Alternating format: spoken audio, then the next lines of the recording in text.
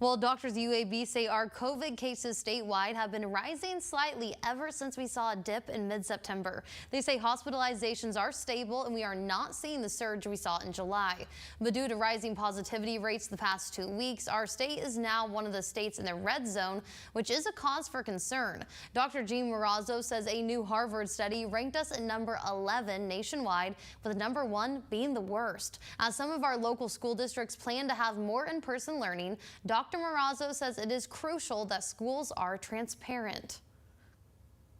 I think parents have to ask questions and know what the situation is at the school. I mean, they need to feel comfortable sending their kids and knowing that their kids are going to be safe at the school. They need to know whether there are any infections there, whether anybody's being quarantined, whether there are any staff who are infected. I think is really important.